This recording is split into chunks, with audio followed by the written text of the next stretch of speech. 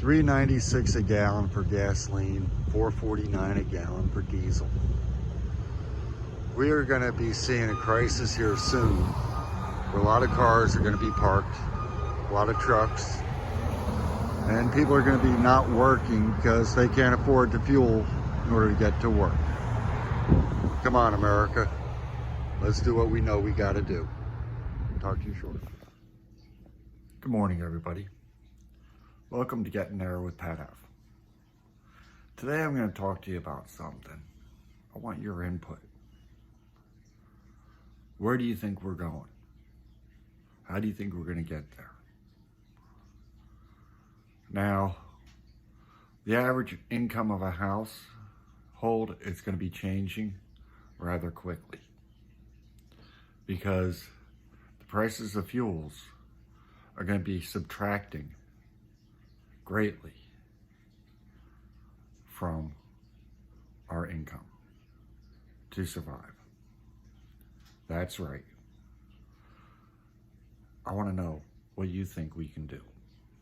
Can we reduce our dependency on gasoline, diesel, fuel oil, propane, natural gas, and electricity, and still maintain a comfortable balance to live? Can we supply ourselves, do more for ourselves and less for others? I know prices are going to go well over $4. They're already at $3.96 for gasoline here in New Jersey. Okay, and I also know it's not going to be easy. We're going to have to make some tough choices here in the future.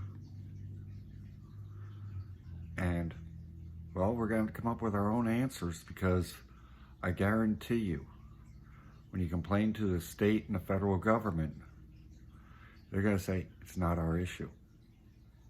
It's not our problem. But when they turn around, they see unemployment on the rise again because people can't afford to drive 25, 30, 40 miles to work, then it does become their issue. You're going to find more and more people going into early retirement in hopes to go ahead and save the gasoline fuels. That's not going to be a guaranteed solution because retirement funds can be depleted. You're going to see people whose banking systems are going to be collapsing again because, or I shouldn't say collapsing, but they're going to see people who can't heat their homes with natural gas or oil.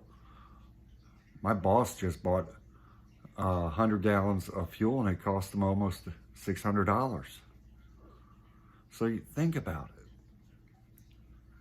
What can you do? Just stretch your fuel budget. Now, I don't worry too much about the price of propane here because we only have one thing hooked up to a propane tank, and that's our range. I can get by without that if I have to. Fuel system, the house has a boiler in the basement that hasn't been used in 12 years after it got flooded out. I don't worry about that. I heat with wood in 2 fireplaces. I think there's going to be many, many more people doing the same thing. But I don't want to see the forest getting depleted either. Because it's all going to come down to supply, demand, and funding.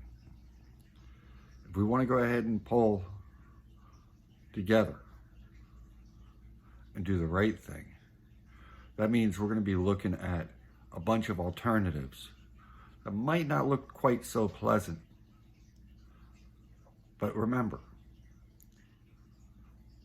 back in the Great Depression, our grandparents, some of our parents if they're still around, our grandparents, our great-grandparents, all made it through without a hitch on the fuels because they did things differently. I think it's time we start looking to the past for the answers for the future. I want to see what you have to say. I want to hear what you have to say. Open the communications up, because this is going to create some hardship. This is going to create some stress. And it's going to be more important now for videos like, let's split this. Open communications. Let's build this. And what can we do? Remember, we're all in this world together. We all have to work together. We might not like it, but the last thing we want to do is see each other struggle. So if we can work together, we can get through this, just like everything else in life. So please, take a moment, think about what you can do to help ease the dollar burden on your wallet for cost of fuels, and see what else you can do to possibly help thy neighbor. It doesn't matter whether you like them or not. We're all in this boat together. Let's work together. Back in the mid-1970s, there was a solution that worked out a little bit. I can't say it was the greatest solution. I can't say it was the worst. But I think practices like that are going to come back again. It was called carpooling or van pooling.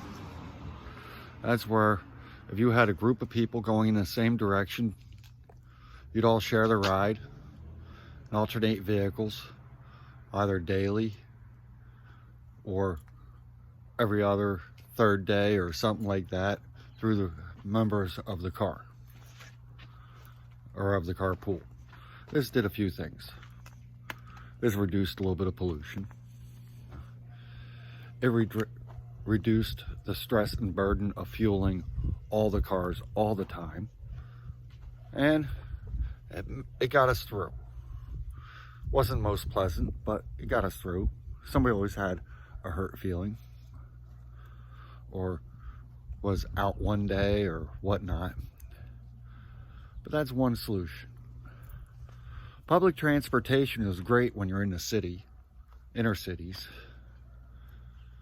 because you got the subways, you have buses, you might be close enough to where you work to walk, okay, or even bicycle. We're out here in the country. I'm lucky enough I work 2.5 miles away. How far do you work? Could you get there without a car?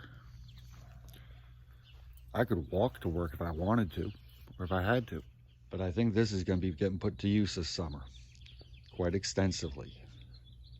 And you might see it doing a few other chores too, because I have a couple other gadgets I can put on it. So I'll be breaking this out and working on it, building it up, and getting ready for transportation with that. But as far as our second job is concerned, that's 30 miles away. And it's only 2 nights a week. It might be more wise to leave the second job and just do something differently here, locally, if we can find it. I'm always doing something. I'm always working. It doesn't matter to me. It does, but it doesn't. I will find a way.